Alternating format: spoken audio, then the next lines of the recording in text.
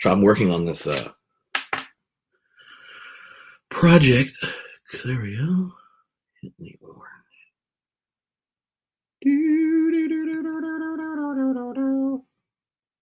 There we go. Nice. Hit the orange right there. Yeah.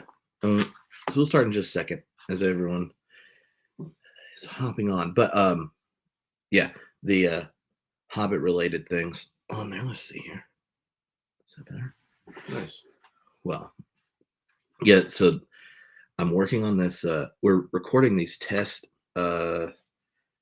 episodes of a podcast that I'm wanting to do called Church of Tolkien. Okay, right on. Where we read Lord of the Rings as a sacred text. Are you going to break it down chapter and verse? So my buddy Nick, who you met at Beer Camp, who's the editor for the Academic Tolkien Journal, and I do it. So he does stuff like if you were doing exegesis of a religious text. He approaches it that way. Yeah, and like here's all the scholarly stuff and what you know about the history, and like here's all the background if you've read everything. And then I'm like, here are the big questions all the different religious traditions ask that this text is raising if you do it that way. Right. And then at the end, because I kind of drink the whole time, I have a slightly tipsy sermon, like Episcopal style. Like, they're more like 10 minutes. They're not like no. Yeah. You got 12 minutes tops. Yeah, I know. Not look. I grew up Baptist, so it's a 30 minute minimum. Yeah. All righty. Are you ready? Mm-hmm. Let me hit record. All right. Hello, everyone. This is Tripp, and I'm here with Greg. What's up, everybody? And this is our attempt for those that have had a desire during homebrew classes to be more intentional about the spiritual processing and questioning and such. So this is a little experiment. I've gotten quite a few messages, questions, and such from people during the week. We're going to, we're going to tackle 3 of the topics that a lot of people brought up. And then Greg's like, we're going to try a practice. So we'll see how this goes. We'll see how it goes. I mean, you gotta, I think the experience is what it's about. Look, I feel like that is, it'd be something. I feel your hesitation. Yeah, I feel your anxiety. It's really messing with my philosophical street cred here, But it's not going to be woo-woo, I promise. It won't be woo-woo. No, look. Can I say that I've been using the Second Breath app while smoking cigars on my deck? That's good. Those are 2 spiritual technologies joined together. Yeah. It's like take your ADD meds, get a cigar, and some and you're on your deck, and some caffeine. so many spiritual technologies flowing together. Yeah. So okay. So and the goal also is for this conversation not to turn into the normal length of a homebrewed episode and end up here 2 hours. So with that said, here is the first of the 3 topics, Greg. So I'll state them because I read all the questions and tried to come up with a generic version of it. But you respond, then I'll say things you can give me a hard time if I say something you think's ridiculous, and vice versa, right? Yeah. Well, of course. If you want me to give you a hard time, I'll do it. But yes. Anyway, the first question that came up from a number of people, and this is actually kind of exciting, right? There were quite a few people that said, "Look, Tripp, I'm on my 7th or 8th homebrewed class. The intellectual journey has helped me figure out that maybe the brain deficit disorder I thought was required." That was my favorite line in one of the questions. For Christianity isn't the case. I've been wrestling with it intellectually. Decided to take the plunge and try this prayer thing again. Been out of practice for a while. Sure. Others who have been here intellectually and mentioned, like, I was always in a religious context for a long time, left it, but the way spiritual practices were prescribed, I just never got into it. Right. And so there are variations on this, but if, let's say, you have never done kind of intentional spiritual practice or haven't done it in a long time, where, here's how it works, being prescribed, how do you know you're doing it right? What does progress or success or anything function like? Trying to, in a sense, kind of develop that that skill or that ability or attuning to that wavelength again? Yeah, that's a great question. And I would think the first thing, and this happened in my own journey, and I've had talked with so many people that experience the same thing, that we typically approach prayer or spiritual practice with an unexamined criteria for evaluating success. Mhm. Typically, when we're finished with our time of spiritual practice, we think if we're doing it right, that we should be kind of blissed out, peaceful, at ease. Our blood pressure's down, our dopamine levels are up. We just begin to think that's how you're doing it right. That I can go into my day grounded, peaceful, resting in divine presence. And the first thing I encourage people to do is begin to examine their existing criteria for evaluating success, kind of crumple it up and throw it out the window. It is very unhelpful. In fact, I think the greatest hindrance to a genuine growing experience of practice is that criteria for success. And especially for those of us that are, some of us are very quiet and Success oriented. success oriented, that for some of us, we can sit quietly and do that. But for some of us, I remember when I first started doing centering prayer, even, that Thomas Keating brought to the West, or back to the West. I got about 30 seconds in, and then I thought I was going to die. My body, I mean, my brain, I know my that body feeling was very wiggling. much. Like I was just like, ugh. I was like, this is not helpful. And I just thought, I'm not cut out for spiritual practice, because I had a criteria that said I'm supposed to be more blissful, and I would end my times of practice more anxious and irritated than when I started. So I thought I was doing it wrong. So You're like, I don't feel like Thomas Keating. I do not feel like Thomas Keating. I definitely don't have kind of the. Maybe I'm just not a born monk. And again, You're not a monk. Thomas Keating, by the way, for people that don't know. Yeah. So he was kind of the father, we would say, of centering prayer. He brought a lot of this context, what some would say has been practiced in the East, both in Buddhism but also in Christian churches in the East. He brought them to the West and kind of contextualized them within a Western framework. Yeah. And so he became very popular in spreading and modeling and teaching about centering prayer. Yeah. So I would say that the first thing to do is take our existing criteria for evaluating success and throw it out the window. And the second thing I would say is begin to open up our concept or our view or perspective about what prayer is. That, again, oftentimes we approach it that it's, especially if you've been raised in an evangelical context, or that, like I was, it is primarily cognitive interaction. And we think that prayer is mainly speaking thoughts, whether it's adoration, confession, thanksgiving, supplication. That is primarily just a verbal cognitive engagement. Mm-hmm. And this is opening up to recognize that prayer is so much bigger than that. That it really is.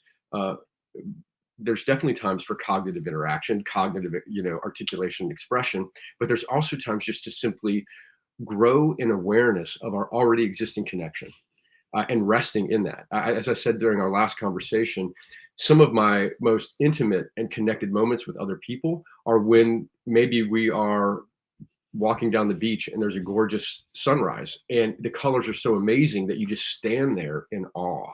Mm-hmm. And no one says a word. In fact, if anyone says a word, it would ruin the moment. And so that silence is oftentimes the richest place for an experience of connection. Same things too, if you're just sitting with your partner in a room and you're both just reading books, or just and in that quiet, there's this familiarity and an ease. And so this is not negating the beauty of cognitive prayer, but it's recognizing that it's limited in its impact, and that the expanse is so much bigger. Yeah. So you mentioned the relationship example. I wonder if this is what you're getting at, in the sense that, right, there are certain kinds of conversations, different kinds of conversations you have to have with anyone you're trying to figure out life with. Some of them involve budgets and do our values and priorities get here. Some of them involve stating each other's needs and desires and how you can meet that, or working out conflicts, or taking responsibility for your own failures and hurts, or what you've said and done, all those kinds of things. And and many times those are the most popular kinds of prayer that get taught, because this is like, everyone needs to learn how to use words that say, I am sorry. I was wrong for. Will you forgive me? Right? Like, if you haven't figured that out, those are good. Then the silence parts like base level. suck. Right. But right. When it's crackling with tension. yeah. Right. But that line you gave about like, oh, just sitting there being next to each other, it made me think of honeymoon. Now, Alicia and I have been married 20 years. And I experience sitting there, believe this or not, Greg, like a deficit. That is Tripp's natural relation. Like, so what do you want to do tomorrow? Like, can we figure out our plan? Yeah. And I just remember, Tripp, why do you always have to be doing something? I was like, because we're together. Obviously, we're on vacation. This is our honeymoon. And then this would happen every time. And at some point, she's like, what if silence is the success? Mm-hmm. What if we're That's just like great. enjoying each other, and that's that you can be here with me without any demands means we're doing it right. Yeah. And I remember thinking, that's just so naive.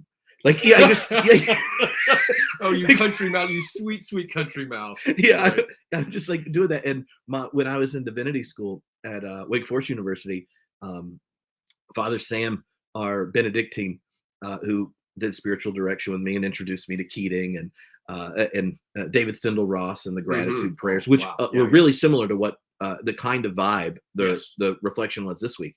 I remember having these conversations with him, and he goes, "You're very Protestant."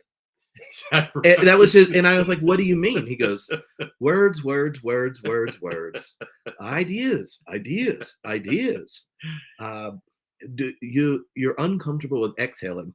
Wow, was the line. Dang. And he's like, your wife is much more attentive. And she was his research assistant. Oh wow. So right. And I was trying to like, oh, it's early emergent church days. We got to figure out how we can use sweet spiritual gifts from the Eastern and Catholic tradition. And he's like, so Protestant. That's and he would talk. He would go, T3, things take time. And I'm like, yeah, so what else are we going to talk about? That's about it for today. And anyway, that's the silence bit. But I do think it's acknowledging that typically when we begin to engage in spiritual practices, oftentimes you might, in fact, usually you're going to encounter some resistance, especially adults. We don't like learning new things oftentimes. In fact, we kind of, it's like learning to ride a bike that's wobbly. And it feels uncomfortable, and we want to get back to feeling comfortable. So typically, another reason people quit spiritual practice is because it feels uncomfortable. It's a new experience. Oftentimes, especially when we try to get quiet, there's a great illustration by Henry Nouwen. He says, it's as if your mind is this house that's had all the doors and windows completely open for your lifetime, and now you're trying to get quiet, so you're closing the windows and the doors. And he said, initially, all those thoughts that have had free reign forever, they're going to bang on the windows and scream through the door. And so initially, oftentimes, at the beginning of learning the new practice, our minds become a cacophony, that it's almost more uncomfortable, and our minds seem more, full of thoughts and noise than when we're just regularly rolling along. And so all of these experiences, we begin to check out off as failures, but it's not. In fact, that's the good stuff. I would say this, the only way to fail at spiritual practice is not to do it. I mean, it's just not to do it. Like, you can't mess it up by doing it. But if you do it, so much is the intention and the space. And if you stick with it, there really is. It like any other skill, like riding a bike or baking a cake. The more you do it, the better you become at it. And we know this now scientifically, neurologically. There's a great study by Dr. Sarah Lazar out of Mass General and Harvard, where they were curious about the impact of spiritual practice on the brain. So they had the control group that did nothing, and then they had experimental group, and then they measured their brain structures. They measured their hippocampus. They measured the parts of the brain in the frontal lobe that regulate self-awareness, the parts with and they just and that amygdala, that primitive fight or flight part of the brain. And maybe I mentioned this. Forgive me if I have, but I do love the study because it's just so simple. And then they had the control group did nothing. The experimental group did 8 weeks of meditation or spiritual practice, and they averaged about 28 minutes a day. And then at the end of that 8 weeks, they went back and remeasured the brain structures. And in the control group, they found no difference. But in the experimental group, they found a significant decrease of gray matter density on the amygdala. Your brain's made of gray matter. Yeah. It literally shrunk It literally shrunk the amygdala, and then the hippocampus, which is memory, and then the parts of the brain that regulate self-awareness and other-centeredness as well, had statistically significant increase of gray matter density. And where there's more gray matter, there's more activity. So literally, just after 8 weeks of practice, then their brains function to be less anxious and more self-aware and compassionate, plus increase in memory capacity in just 8 weeks. So if that's 8 weeks, what about 8 months or 8 years? And one thing I like to think about, like, how small was Jesus's amygdala? How, what was his frontal lobe like? And you begin to wonder these people that practice over the long haul. And so it changes our experience of reality. Because there's a line attributed to Talmud that says, we don't see the world as it is, we see the world as we are.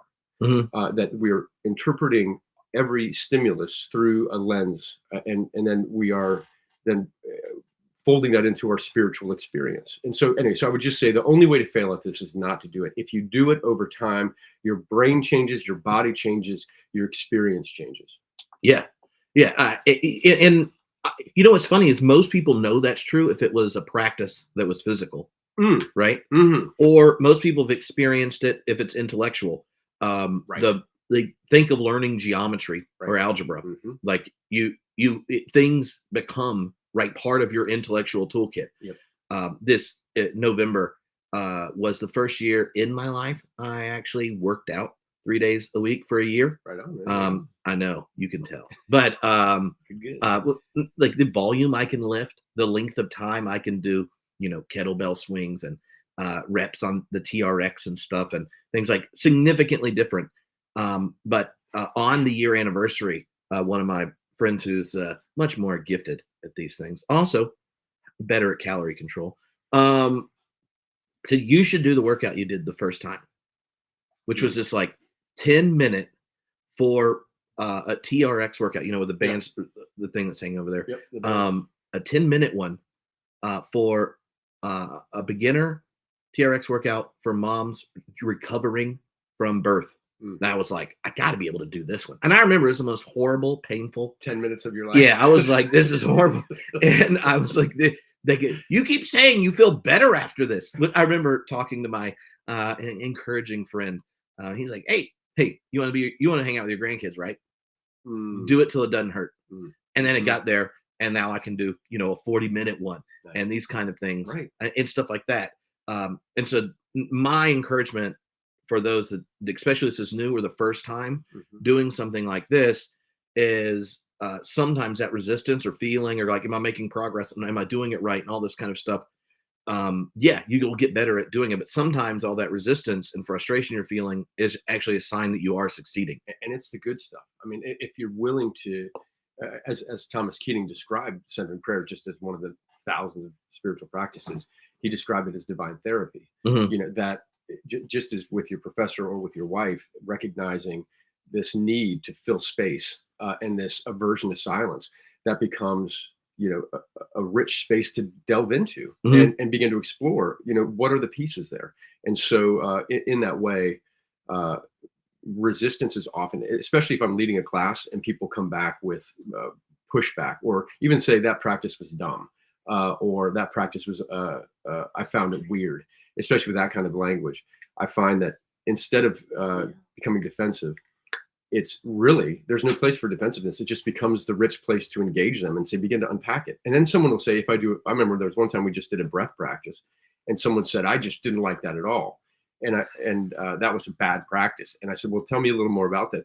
Explain what bad means. And it turns out they grew up in a Southern proper family where they were taught that if you breathe through your mouth, it's not only impolite, but it reveals that you're dumb. And they would say you're a mouth breather. And so in this family system, any mouth breathing was equated with like inherent family rejection and being called dumb. And so you begin to unpack these things. And sometimes we carry around these unexamined presuppositions. And oftentimes that resistance begins to reveal what those kind of constricted beliefs that are hindering our experience of fullness of life really are. Yeah. Okay, so I'm gonna go for our second topic. So the reflection on the specific for the first week of Advent on hope incorporated smiling. And um, and I think that that ability to recognize how one attends to one's body, right, impacting the movement and flow of spirit. There were quite a few people that pointed that out Yeah. in their questions. And so one, knowing that like part of the way y'all work stuff in Second Breath is like taking these contemplative traditions and thinking about the what we've come to know about our bodies scientifically. Right. Maybe say a bit about including smiling, right? Like, and you're never fully dressed without a smile was what came on in my mind the first time you said that in the meditation. You're never fully dressed without a smile. No clothes maybe. We But anyway, should have had that as a yeah. background Well, music, as an instrumental piece. all the musical theater majors were like, yeah. But it made me say a bit about that. But the other sides of questions that were specific about this particular reflection on hope is how, when you observe how differently you felt, and then you ask the question of hope and look back at reality in the world. Um, how how do you set how do you engage that tension again?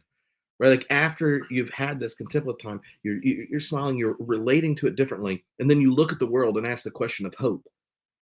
How does this kind of practice reframe thinking about hope and reality? Sure. Well, we know that neurologically that we are hardwired to look for threat, right? That we know that we've evolved to experience, to look out for what can harm us. And so a default way that we function is to look for the negative. That's why, for one of the many reasons why, if you have, after a talk that you've given or that I've given, and you have 100 people come up and say, that was amazing, really, that was so encouraging. And one person say, you're a jackass. That was a terrible thing, and I can't believe they let you speak. What is the one comment you're going to remember, right? We are so prone towards negativity, and so acknowledging that, and we are bombarded, especially in the West, with our news cycle, with 24/7 coverage, with social media. We are bombarded with negativity. Just this morning, I looked on CNN and MSNBC and BBC, and like 90% of the headlines are murders and kidnappings and war and injustice. 90%, and I know that's what sells. But so we're bombarded with fear. We're bombarded with strife and struggle. The purpose of spiritual practice is not to ignore that. It is not to remove ourselves from reality, but it's to acknowledge that our default functioning is towards negativity, and we are living in an environment where we're bombarded endlessly with that. But the reality is, in all that ugliness, there's also so much beauty. There is so much beauty all around us, whether it's in the gorgeousness of nature or the small acts of kindness, compassion that we experience, or the stories here. And so it really is what we're doing in spiritual practice is creating space for us, not to just, we're not negating the darkness in the world, but we're acknowledging the beauty that's around us. And we're kind of activating those parts of the brain and within ourselves that to remind ourselves that the beauty is there. And even in the words of Bishop Desmond Tutu, do your small acts of kindness where you are, the small acts of kindness that come together to overwhelm the world. And that's from Bishop Desmond Tutu in apartheid South Africa, which was then overthrown. So he's saying your small acts of compassion and kindness, they matter. And but our default would be, well, that's just Pollyanna naivete, because what is my small little, what I'm doing in Greensboro, North Carolina, if I'm being kind to people, is that really making a difference? And what we recognize is it creates a space for us to engage not only the darkness with looking straight in the eye, but also acknowledge the beauty. And so the practice is allowing ourselves to step out of the wind of just endless darkness and be reminded that there is so much beauty and light all around us. And so even something as basic as a smile, an inner smile, and allowing yourself to kind of take that smile through your body, it sounds so simple. It almost sounds silly, childish. But in that small practice, it's like a stick in the spokes of living in that negative cycle, in that fear-based cycle. It's a stick in the spokes, and it simply invites us out of that autopilot functioning and into a space of a new way to be. So again, the point of spiritual practice is not ignoring but it's enabling us to approach the darkness in life with a real belief that we are immersed in divine presence all around and within, that there is the movement of God that we are co-creating with, that we're not just cosmic orphans alone in a hostile or indifferent universe, and that we have a part to play, and that we have a role in simply us moving the ball down the field towards compassion. And so that's where there's hope. I mean, there's a lot of wrestling with the concept of hope that I'm sure you're aware of, but I would say hope in its richest form is empowering us to walk out of our house with an actual belief that our compassion and our lives can make a difference in the healing and transformation of the world to a kinder and more loving place. Okay, so something came to mind in your response. Like one is if part of the, in a sense, the wager of faith is recognizing that the world and story that you're caught up in, there's more getting itself done in it and through it and with it than meets the eye. Oh yeah. Right. Oh yeah. And I think that's something you can understand as an intuition in many different religious traditions. And I think both of us who are Christian probably understand that differently than probably the majority opinion. Hashtag process party. But the gift, I think, of contemplative practice, and or at least here is my experience of this one, is it is so easy right now to look at reality and recognize the problems. Not anyone has to agree with this, but personally, my level of innate frustration towards corporatist Democrats is very high. Has been since I think Bernie Sanders got thrown under the bus. I'm not saying any of that you have to agree with Tripp's deep commitment to Christian socialism or anything, but just the existential part, that's frustrating. And then seeing the way things are playing out with that sick leave isn't being given and the right to strike is being thrown under the bus by Democrats. And then what's the other party is not really the working class party apart from organizing their grievances. And so you may not even interpret it this way, but if you're sitting there in that space and you feel overwhelmed and you're asking the question of hope, and then you go, well, let's face the facts, Tripp. Right. What options do you have? And you want to be a part of a system where the overworked and underpaid at least get the dignity of being home when they're sick. And the rest of the West has this figured out significantly better than we do. And there are plenty of others. You could get overwhelmed. Very much so. And that was what was on me this week in doing this practice a couple times. And I just know it's when I came out with the smile, with the attending to hope, it let me, one, acknowledge the reality as it was, but also in some sense gives you your agency back. Right. Do you want reality in all the broken places to ultimately well up your own energy? And then what you say and what you do are not ultimately things you take ownership of in your life, because what is holding your reality? Parts of things you have no real power over. Yeah. And when the contemplative practice, when thinking about the coming of God's hope into the world, right?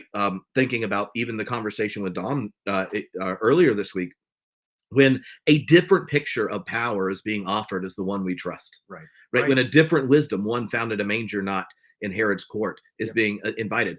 That if you just look at the world and go, Herod's in charge and it sucks, then you don't do the very little you have to do, be it the wise men, and giving the gift and going home a different way and not empowering the system in the way you could. Then so it sets up, that was my reflection, like what are the ways where I actually have some agency that I can take seriously. That's huge. I think one reaction to being overwhelmed is then we just say, well, the world's going to hell in a handbasket and I can't make a difference. This is Herod's world. And so we do nothing. We just remain in stasis. another kind of the other end of that is kind of a blind optimism that says it's all going to work out. So, and it's also stasis. I think one thing that I've encountered, and I was having a great conversation with Bishop Michael Curry. He's my big boss, presiding bishop of the Episcopal Church. He's the one that did the royal wedding. We were having a conversation about this, and he was talking about that in so many of these circles where we're marching, we're protesting, we're working for justice, we're working for equality and recognition of humanity, basically in so many contexts, that the injustice is so angering.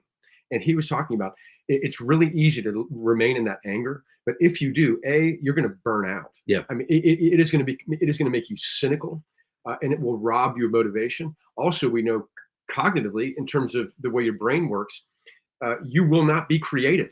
Mm-hmm. You will, if you're stuck in the parts of the brain that are in the rage areas, you cannot think creatively. Your capacity to engage the world in a way that actually brings about authentic change is completely hampered. And so, again, his work, as he is constantly engaged on the global level of engaging with injustice, is this deep work of spiritual practice. And he was talking about the need for that for him, because there's so much harm, so much vitriol, so much darkness, so much racism that he's experienced, and so much hate within the Christian community for the LGBTQ community. He's experienced so much of that hate and harm that if he doesn't do the spiritual practice, he feels like he's just going to almost just dry up like an old sponge with nothing left in it and just begin to crumble. And this enables him to, yes, experience the anger, to be authentic about that experience, but you don't live there, because it hampers you and hinders you on so many levels. That spiritual practice enables us to experience that and then engage it with a new lens that's actually creative and compassionate. It doesn't dehumanize the other either. Even the very person, as they're nailing, I know it's Christmas, Advent, but as they're nailing Jesus to the cross, Father, forgive them, they don't know what they're doing. This space of acknowledging that this person who's oppressing you is still a human, and what does it mean to even invite them with compassion, which Michael Curry does again and again. But so I think that's the power of spiritual practice. It moves us just from kind of reactivity to actually engaging what Thomas Merton called our true selves, what we would say our grounded selves, and then be able to respond out of that much deeper place. Yeah. Oh, I think that's very helpful. I like you, Greg. All right, so we have one more topic, because I'm trying not to turn this into a normal homebrewed podcast length here. So the third topic were really around people that are reading the book Marcus and Dom wrote. Yeah. Gone through the first lecture, and Dom's like, here's what I think the Christmas stories are doing, right? These are these overtures to these gospels, and you kind of have to know the differences, and then like, where are they the same? And we're going to go test this as we go on. There are a number of people who said something like, Dom's thesis about the Christmas stories is compelling, and I'm intrigued. Yep. Also, I've never related to them and read them and took them seriously when the fact side of it just wasn't assumed and ultimately defended. How have y'all, in your own spiritual journey, learned to relate to Scripture differently over time? What helped you adjust to see it in different ways? And do you ever get over the anxiety of That's you. I've got lots of thoughts. You start, and then I'll share my journey. Okay. Well, so I'm probably have a very different. We do have different journeys. We have different journeys. When I was in 5th grade, I was a Baptist preacher's kid, but we were the edgy Baptist. All right, in the South, women deacons. Oh, yeah, okay. Yeah. We technically affirmed, women ministers. Was that American Baptist? No. This was before the takeover of the Southern Baptist, the Southern Baptist Convention. I got you. Forced out all the diversity at the state level in North Carolina. Eventually, my family, who became church planners, were excommunicated, and that kind of thing. But I think it was around 4th or 5th grade. It's Easter week, Holy Week, and I read all of the passion stories of Jesus. And like a good Baptist, obviously, with their Bible verses, you chart it. But this wasn't for foreign policy. It was just to notice, like, what Jesus says on the cross. Like the line you just gave is not in every gospel, Right. right? Mark is just, why'd you forsake me? Yep. Pops, we're not even on speaking terms. Yep. To John, it's like, I am the Logos. It's like, it is finished. Head bow, boom, cosmic workout. You get zombies in Matthew, not in Luke. I feel like you would know if there were zombies. And so, like, while they all are affirming the death and the resurrection in some way, they don't line up. And I'm just sitting there going, y'all got Mom, Dad, come in here. And I've got my chart laid out. I'm like, you should know what day Jesus died on. See, I'm just saying. And like, look, like, you get the cleansing of the temple, but John, it happens at the beginning of his ministry. Where were the editors? And I tell this to my parents. I said, I think you gave me a broken Bible. Wow, I'm sure your parents really enjoyed the way your brain worked as a kid. And I just remember them looking at me, and it kind of like, one, like, why is a 10-year-old asking this question? Right, that's amazing. But and I remember them pausing and responding and going like, no, that's what's in there. That's what's always been in there. And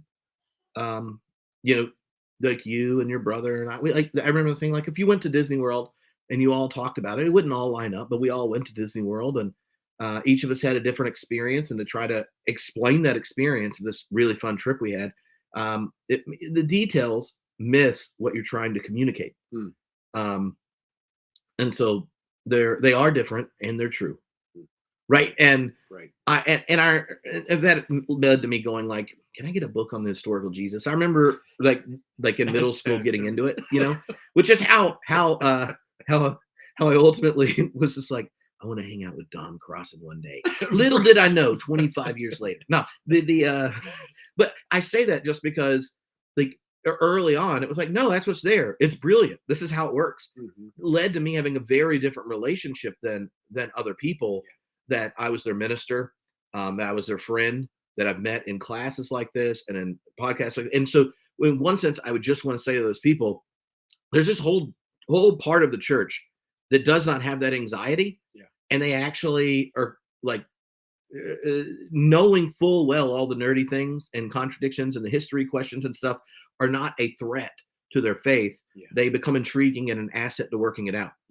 And I'm not saying you won't ask questions and keep wrestling with it and stuff, but there's a whole mode of Christian identity that is not ultimately justified by having a seemingly shallow assertion around biblical authority and such. But that doesn't mean, right, like, that you have to, that then everyone has to think that the Bible's like the bee's knees and the access to all truth or whatever. Right. But it does mean those things aren't ultimately a threat to faith. And it's not just like modern people. Like Dom said, like, they weren't dumb when they canonized this. Right. So what if a lot of religious people today have a view of Christianity that's like this real thin one. Right. And it is a part of the church. And that tradition has some beautiful things in it. Right now, that's not the flourishing parts, but there is this like giant, like, depth of Christianity where the whole way people relate to scripture is so different, and how it relates when you can read it in your own language changes. How it relates when you have a literate populace. Anyway, like, so many things change, and so, like, yes, there's that, but it hasn't been an issue for me in the same way. The harder questions, I think, about scripture, at least in my life, have been, what do you do when this poor conversation, where you have like the real conservative ones and the real liberal ones yelling at each other back and forth, as if the real battle for the Bible is having the coolest explanation or justification of history. Like, in some sense, I think there's a existential register for faith that we step aside when we don't let the text address us. Right. So let's imagine you are at a church where you're like, John Dominic Cross and the Jesus Seminar are horrible. They ruined everything. Now we're going to prove them wrong. And another one, they're like, no, they're completely right. This is amazing. We have them come give a lecture series.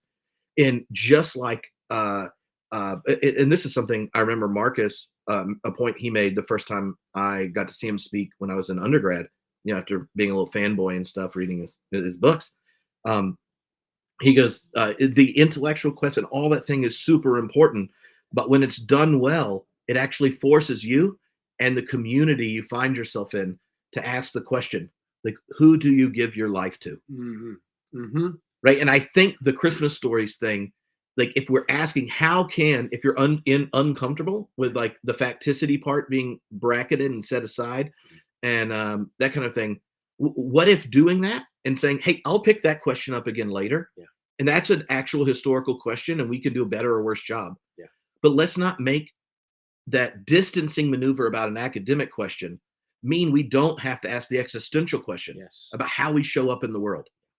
And if, at least in my experiences, if you don't use the nerdy stuff to sidestep the way of being in the world questions, then when you actually practice the way of Jesus, then you no longer are uncomfortable in the same way about, wow, did Herod really kill a bunch of babies? Like, do we know about that? Well, I don't know. We actually don't know, but we do know he killed his own family members to protect himself. So it's definitely an accurate depiction of his character. Anyway, no, I love that. Now you grew up in a different space, so so when I was 7, I grew up mainly overseas in Japan. Time I came back to the States, and around the 6th grade, and that's an awful, it's called a third culture kid, where I was American, but I grew up overseas. I didn't understand the culture, and so by the time I was 17, it was a pretty dark road, and I was a lot of drugs and partying, and I had this spiritual awakening that where I very quickly glommed on to evangelical Christianity. And at the time, I think what I really loved about it, it was very clear and it was very simple in terms of, if I believe in Jesus, my sins are forgiven. I'm going to heaven. My main job is to get other people to go to heaven with me. My Bible is the inerrant word of God, and it holds all truth. And this is going to be, and I needed at that time some kind of binary simplicity that was a critical lily pad in my evolutionary, personal story of growth. And so I'm grateful for that season. I would also say, as I started wrestling with it, things, I would have to do such dance. And I went to Reformed Theological Seminary. I was originally ordained in the PCA, very conservative. And we would have to say it's all truth. It's all truth. So when you see that, there's a song celebrating the Egyptian bodies bobbing dead in the Red Sea, that how does that gel with Jesus saying, forgive your and so, but you have to make it work. It's like you have to twist and dance and just all the pieces to make it fit and work. They were being baptized in the sea, so even though they were destroyed, they were baptized. They were demonstrating their election. That's right. And I was a 5-point Calvinist, so I could do some dancing to make stuff work at that point. But just in my own journey, the amount of dissonance as I started really studying and reading. I'd learned Greek and Hebrew, and I was studying in those languages, and because I thought that was the way. And I really believed if I just had a solid enough understanding theological of the Bible, then I would experience change and there would be solidity. I could engage the world in a good way. But soon I really found out instead that it really created a category of who's in, who's out, us versus them. And so one of those criteria was if I bumped into someone who just said the Bible's the inspired word of God, or that the Bible, or if I bumped into Crossan who wanted me to place the facticity on the side for a time, immediately out. I mean, just immediately the wall would go up, dangerous heretic. And soon I started saying, what's going on with me? What's so scary? What's at risk? Because I've been trained to say that if you begin to question the facticity of the Bible, then you have no anchor in a terrifying world, and it's just a slippery slope, and your world's going to go into chaos, and then you're going to no longer believe in Jesus. You're going to become apostate, and it just was this. It was threat. And part of why I held on to that so long within the PCA community was my need for belonging. Like it wasn't just that this was my community. They helped pay for my seminary, my house. This was my job. That if I begin to change my views on this, I'm going to lose my job, lose my community, lose my benefits. I've got kids in school. And so it was way more than just an intellectual activity. I mean, it was related to kind of this primal sense of survival. But once my level of internal dissonance regarding scripture, regarding our theological perspective, reached kind of my need to be authentic about where I was theologically and what was bubbling up in me, until that transcended my need for inclusion, I didn't have the courage to begin to move away from it. But finally, the dissonance reached such a painful point internally that I left the PCA. And when I left that church that I planted and pastored for 10 years, I had no idea what was going to happen next. And so all of that to say, it engages real life. Where I am in my journey now, I went through a phase where I was like, forget that. I was just so done with the Bible. Like I just, after, I studied it, I knew it, I memorized. There was a point, I think when I was in college, where I was trying to memorize the whole book of Romans. Like it was like, because it was like the whole book. I didn't get there, man. Okay. I didn't get there, but I tried. I got pretty good. Did you start with James or like? James is the good. Yeah, that you would think you would start with James or your Philemon, but no, I went with Romans. And so anyway, but it was this hunger for that and belief in it. And now that the freedom of engaging it in the way that it was originally written, and when we begin to study the history, in fact, the concept of inerrancy. I would just wrestle with its pragmatism, because you've got 40,000 denominations, each claiming the right interpretation of this inerrant Bible. So what's the pragmatic use? But also, it wasn't even defined until the Chicago Statement in the 1970s.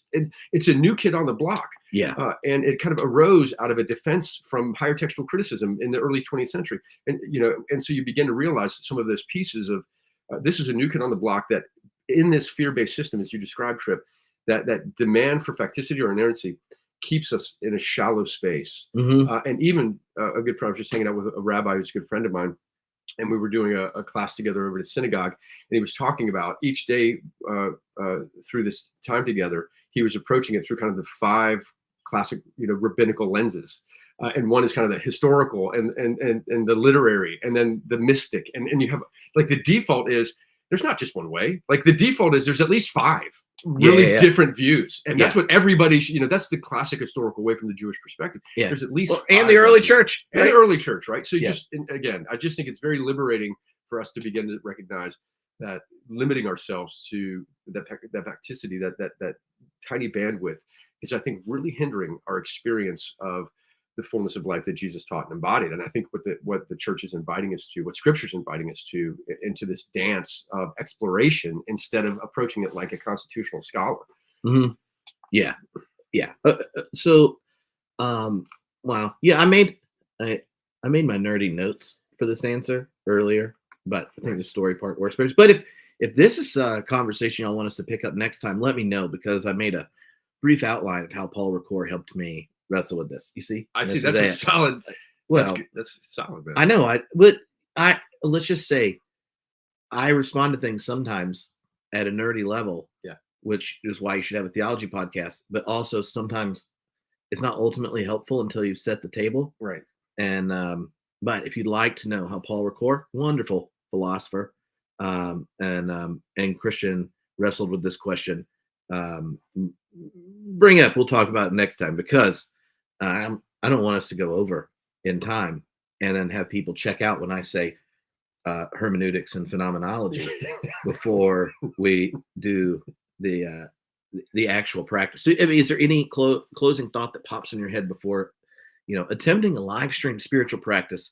And after 14 years and 8 months of homebrewed Christianity, it's always good to do it.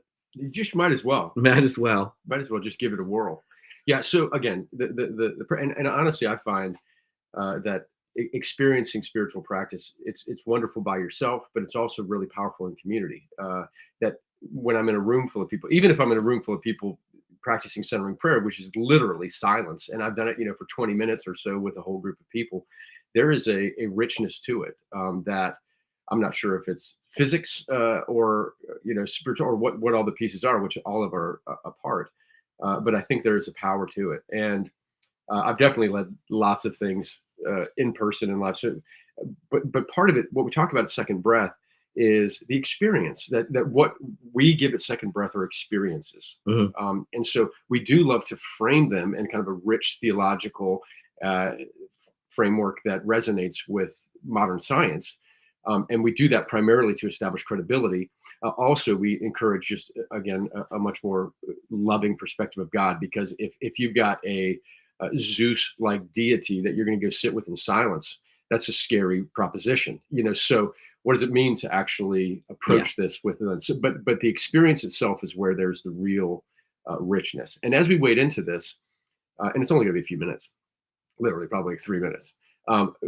As we wade into this, uh, just be aware of you might have thoughts. You might be thinking about lunch. You might be thinking about bills you have to pay. You might think the talking part's over. This is lame. Let me just close the laptop or turn my phone off. But just become aware of those resistances. And this is kind of a space to almost allow those thoughts to begin to drift by. The Buddhists call it monkey mind, Mhm. and Thomas Keating called it ordinary awareness, where we just live on autopilot.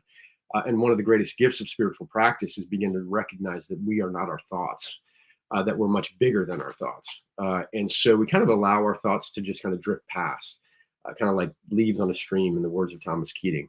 And so this is just it might feel wobbly if you haven't done it before, like learning to ride a bike, and that's okay. That doesn't mean you're doing it wrong. Probably the only way again that you can mess this up is just not to do it. And again, this is called 3 deep breaths is the name of the practice, and it's just something that it's a simple practice. I begin most of my classes with it.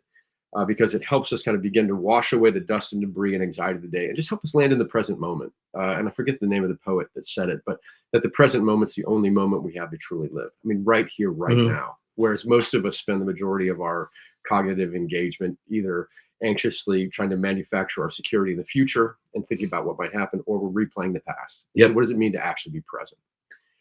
So you down, man? You ready to jump in? Yeah. All Yeah. right, all right.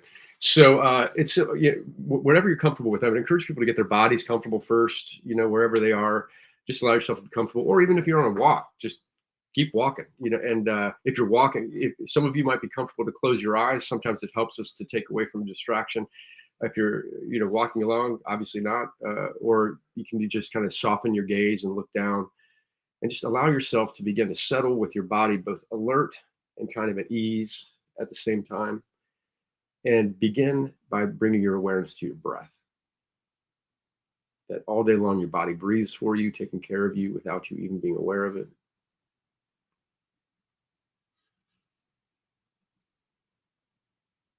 And see if you can drop your breath a little bit lower into the bottom of your belly.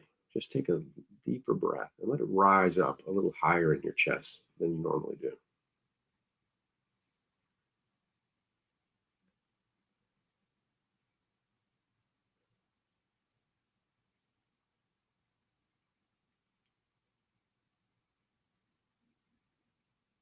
And see with your out breath if you can relax any tension in your stomach.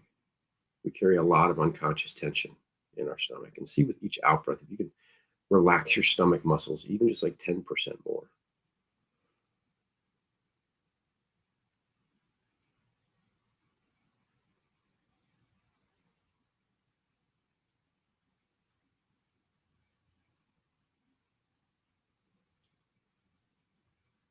Allow your shoulders to fall relaxed away from your ears, and your hands to rest by your side or on your lap. Allow yourself to be unbraced and comfortable. Another place we carry so much tension is in our shoulders. Just let them have a break.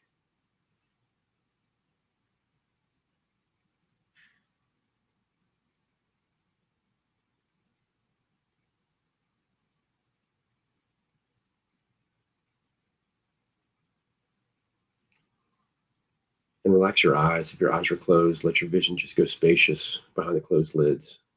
And relax all those small muscles around your eyes. Let your forehead smooth out. A lot of us carry a furrowed brow most of the time, and just let that relax in this unique space and time.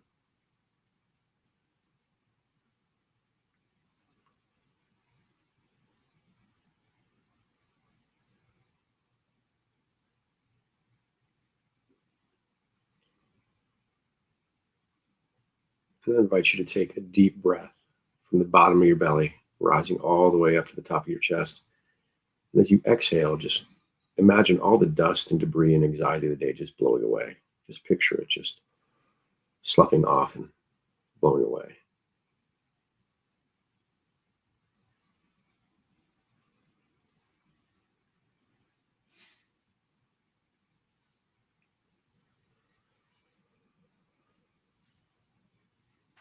And now a second deep breath, again, all the way from the bottom of your belly, rising up to the top of your chest.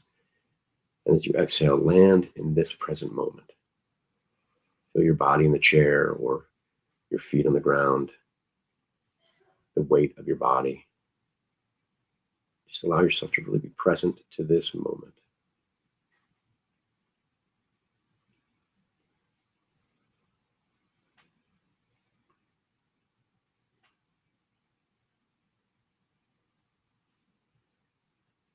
And now take a third deep breath. Again, from the bottom of your belly, rising all the way up. And as your chest expands, picture your heart opening to receive whatever gift it is that God has to give you in this moment. In the words of St. Ignatius of Loyola, that God is always at your elbow, just ready to give you a grace, to give you a gift. Picture your heart opening to receive whatever that is.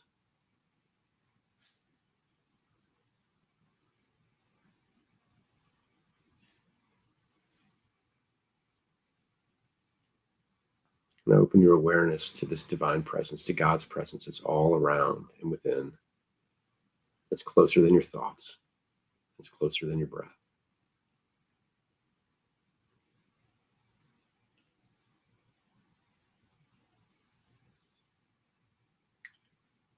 And with one last deep breath, you can even just let it sigh out.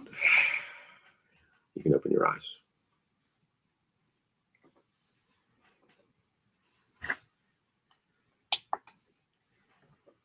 All right. All right.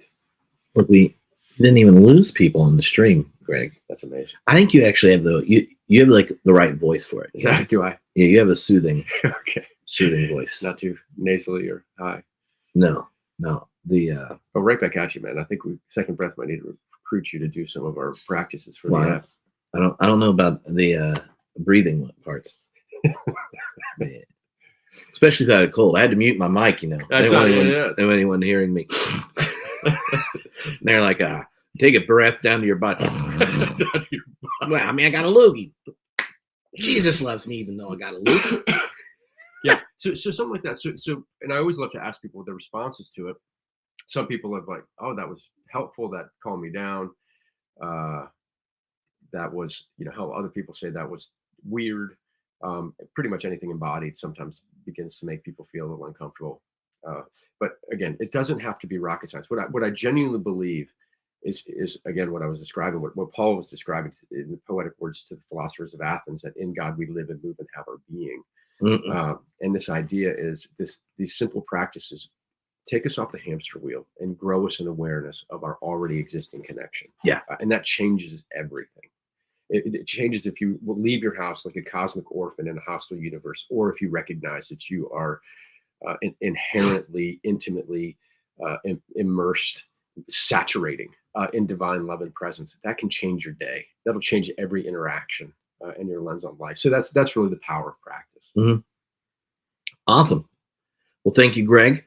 Thank you all that have been a part of this live, those doing it later and doing this little experiment during this class.